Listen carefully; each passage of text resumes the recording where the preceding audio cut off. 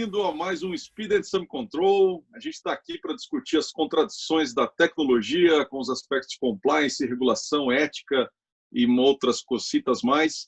E a gente tem aqui os nossos super convidados hoje, Guilherme Santana. Olá, Guilherme. Bom dia, tudo bom, Anderson?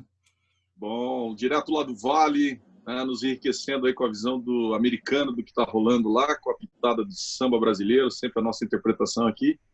Felipe, tudo bom, Felipe? Não vou pronunciar o seu sobrenome porque é polonês igual o meu e não dá. Olá, boa tarde, bom dia a todos. E vejo que o Anderson está gravando direto do Alasca, né? Para quem está vendo imagem. É o Alasca brasileiro, é Curitiba, isso aí. Como é que pronuncia seu sobrenome, Felipe? Smoginski. Ah, tranquilo. Não é tão difícil. Como que fala o seu? O meu é Godzikovski, mas eu dei um shortcut nele.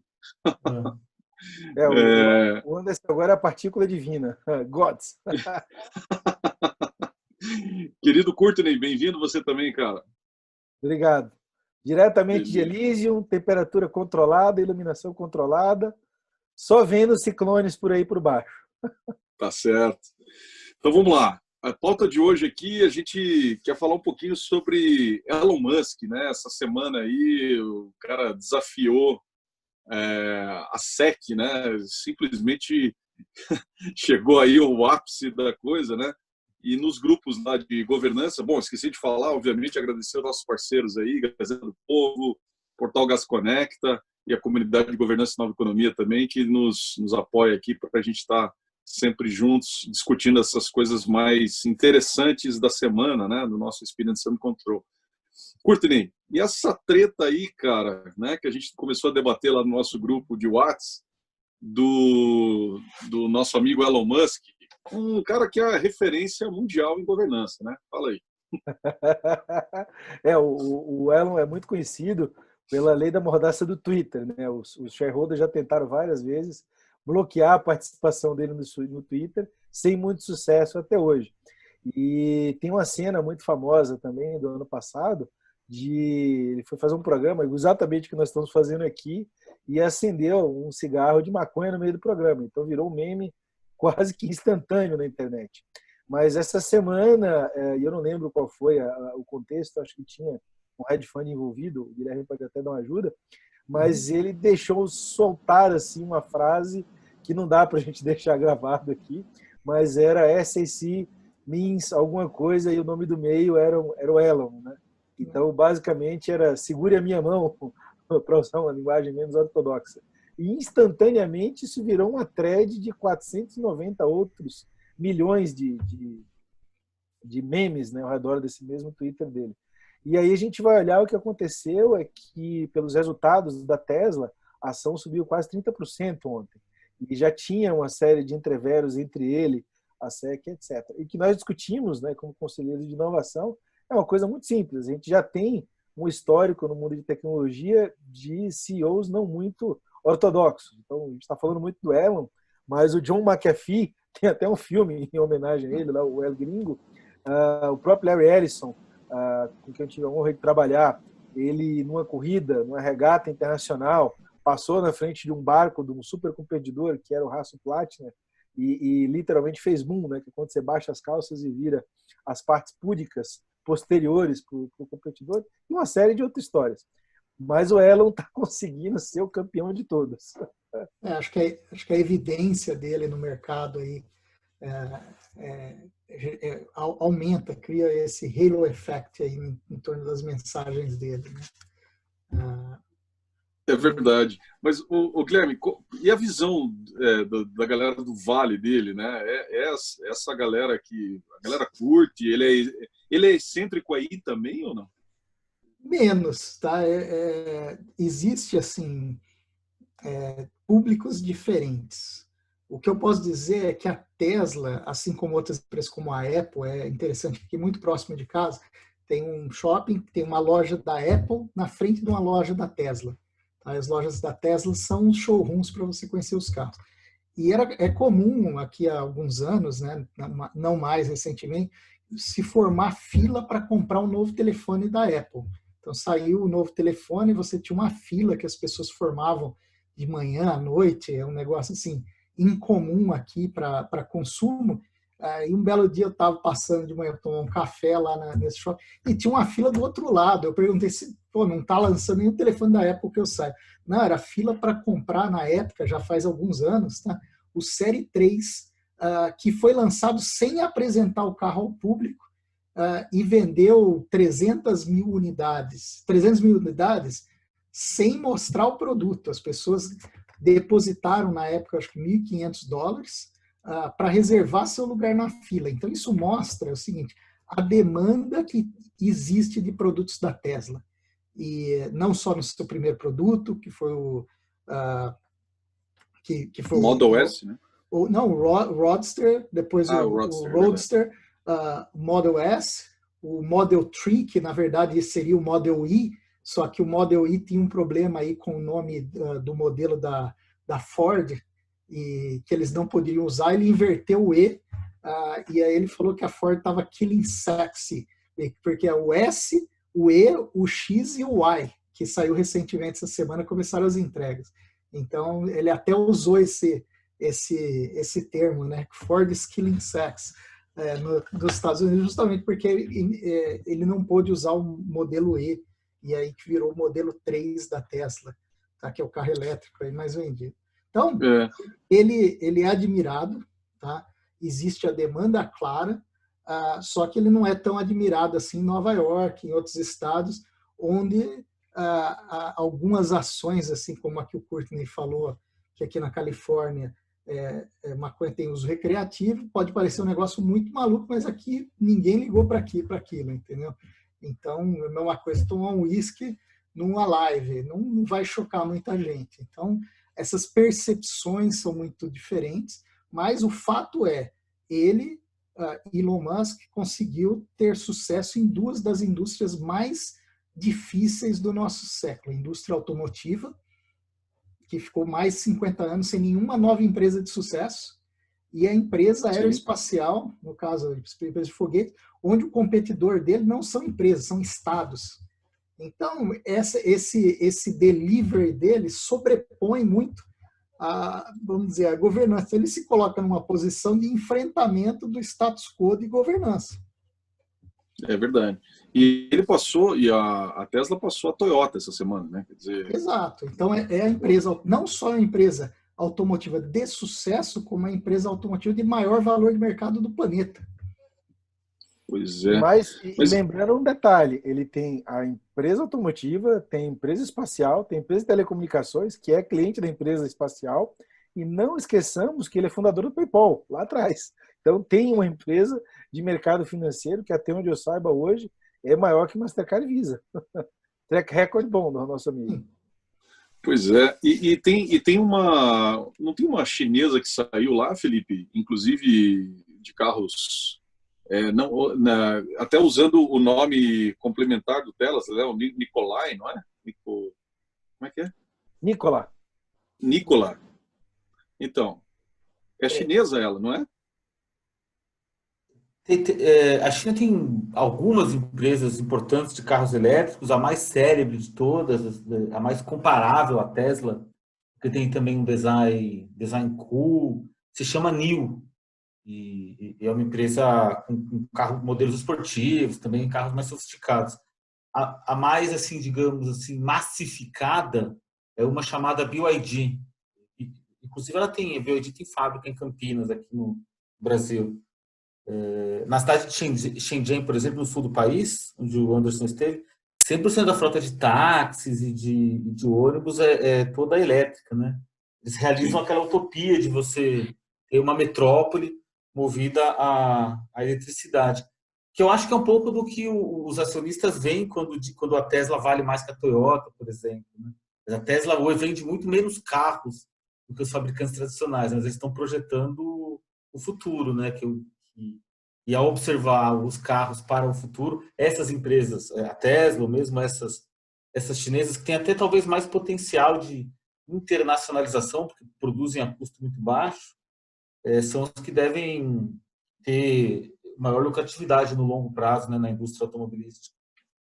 Agora, conectando esse tema aqui com que não foge muito, né? Quer dizer, uma das indústrias, como o Guilherme bem falou, é a indústria aeroespacial, né? Que foi disruptada aí pelo Elo, cujos concorrentes são estados e concorrentes são estados que eram concorrentes entre eles, né? Que é o caso célebre guerra Guerra Fria. entre Rússia, né, e Estados Unidos aí. E não obstante, também, né, nos últimos dias aí, a Rússia declarou guerra, né, nesse negócio espacial aí, né? Quem que poderia comentar um pouquinho isso aqui, jogando vocês no fogo? Assim, em relação a isso, teve na mídia aqui nos Estados Unidos, basicamente o único modo de se chegar à estação orbital, a estação internacional, era via Rússia, que ainda da época da Guerra Fria, seu programa lá no Cazaquistão, sua base de lançamento de foguetes, se manteve, inclusive, com a mesma tecnologia daquela época, tecnologia robusta que atendeu. Agora você tem uma empresa americana, onde, vamos dizer, o maior cliente da Rússia, do programa espacial russo, era os Estados Unidos, mandando pessoas para a estação orbital, que é baixa órbita, tá? Tem uma diferença em você chegar a baixa órbita e ir à Lua. São duas coisas completamente diferentes. Aí, se atender a baixa órbita, a Rússia atendia da melhor forma possível, e agora tem um concorrente com tecnologia de pelo menos 3 décadas depois, custo muito mais baixo, uma vez que é reutilizável. O primeiro estágio do foguete já tem foguetes que foram utilizados 5 vezes já. Então, já se mostrou viável. Então, essa guerra aí é uma guerra complicada. Por isso é que a Rússia está vendo que vai perder alguns bilhões de dólares de receita só desse programa. E não tem jeito. Vai ser uma guerra perdida por ela, entendeu? Ela não teve o investimento para se atualizar ali. E tem uma coisa muito engraçada também, quando no lançamento ao vivo agora, tripulado, o Elon gritou uma frase que ninguém que está acompanhando o programa espacial, né, eu sou muito nerd do programa espacial, entendeu. E ele gritou assim: o trampolim está pronto, né? Um monte de gente falou assim: cara, que diabo de trampolim é esse? Quando começou a ter as rusgas lá entre o Trump e o pessoal da Rússia, em algum momento, algum cara do programa espacial russo falou assim: eles querem brigar com a gente? Tá bom, manda os astronautas voltarem lá da estação espacial de trampolim, manda eles fazerem um trampolim. Então, quando o pessoal conseguiu docar, atracar e os espaçonautas entraram na estação espacial, ela estava lá embaixo dando puta merda, o trampolim tá pronto. Então, lendas da corrida espacial da nossa era. Sim. Sobre a personalidade do Elon Musk, me parece que o tempo vai dizer isso, que ele vai ocupando um espaço assim na história contemporânea, nos dias de hoje, e foi um espaço que o Steve Jobs teve no final da vida dele, assim, né, de ser aquela grande referência de inovação e também de personalidade excêntrica, né? E mudando muitas indústrias, né? Mas acho que o Steve Jobs ele não tinha uma postura de enfrentamento dos aspectos regulatórios que o Elon se mostra, né? Tinha sim. Tinha também, mas também, com a SEC, nesse nível? Não, ele brigou com a indústria de direitos autorais, ele assim, esse enfrentamento com o regulador, como ele tinha um business, que era a Apple, diferente do Elon Musk, aparecia de forma menos evidente. Mas havia esse enfrentamento, sim, no sentido de renovar indústrias inteiras, né, como foi a indústria da música, os próprios devices, a indústria de computadores e devices pessoais, que a Apple domina, né, até hoje. Domina não no sentido de número, assim como a Tesla no sentido de número de devices vendidos, mas de longe é a empresa que tem o maior lucro com venda desse tipo de produto. Então, é o Steve Jobs conseguiu... rapidinho. Eu só ia dizer que o Steve Jobs conseguiu ser demitido da Apple, né? Em algum momento da trajetória dele. Acho que isso não acontecerá com o Elon Musk, né? Eu tenho algumas histórias engraçadas dessa turma. Aí eu tenho que fazer valer a minha idade. Eu vivi o mercado de tecnologia dos anos 80, anos 90 e os anos 0. Então, pelo menos os Tycoons dos anos 80 e anos 90 eu conheço bem. e pela época da internet que eu viajei muito lá para fora, alguns eu cheguei até a conhecer pessoalmente. Então, a diferença grande entre o Jobs e o Musk é que o Jobs é o déspota esclarecido que deu certo. Então, em português castiço, o Steve Jobs era um filho da puta de marca maior. Quem tiver dúvida, é só ler o livro da filha dele, da Lisa, que conta os detalhes do ser humano absolutamente escroto que ele era. Então, era um ser humano escroto e não tem nenhuma dúvida em relação a isso. Só que, enquanto ser humano escroto, ele tinha um faro absoluto numa época onde o mercado de produtos estava nascendo. E aí tem o outro lado que a gente não consegue apartar, né, o brilhantismo que ele tinha em todas as empresas que ele passou. Inclusive, outro dia eu estava dando uma aula sobre isso e até lembrando das histórias. Né? O Jobs forçou o Wozniak a fazer o Mac. Ponto. Não existia o conceito do que era, o que foi a categoria personal computer. E ele empurrou o Woz e depois criou um modelo de negócio. Porque pelo Wozniak, o Mac seria mais uma plataforma aberta. Ele falou, não, isso aqui é nosso, nós vamos vender esse troço. Né? Depois ele empurrou a turma do Macintosh a criar o Macintosh, tem outros engenheiros lá dentro. Quando ele foi demitido da Apple, justamente por essa personalidade excêntrica e num daqueles takeovers de founders, ninguém lembra. Ele foi trabalhar numa empresa que o George Lucas não queria. O George Lucas tinha uma divisão lá de efeitos especiais de engenharia. Ele falou, cara, não quero nem saber disso. E o Jobs se apaixonou pelos engenheiros. Ele falou, cara, isso aqui vai valer muita grana. E ele criou uma nova maneira de fazer as Super Workstations. Essa Super Workstation é onde a web foi inventada. E o Tim Berners-Lee fala que só teve capacidade criativa de inventar a web porque aquela plataforma, sistema operacional, linguagem de programação, eu cheguei a programar lá no Business Objects, o Visual Objects, era alguma coisa Objects, que era a linguagem de programação que tinha. Eu cheguei a ter um Next aqui no Brasil, viabilizava que ele pensasse em rede. Bom, long story short, a Next foi usada para criar o Toy Story. Aí ele entrou para a Pixar, que basicamente vendeu a Pixar para a Disney e o Steve Jobs era o maior acionista da Disney. Ninguém lembra disso. Ele salvou. A Pixar mudou, revolucionou o cinema. A animação que era feita pela Disney, ela mudou de patamar com a Pixar. Então, assim... O cara ele era um déspota, mas aí que tá, né? Esse é um assunto que acho que vale um Speed Sum Control específico, né?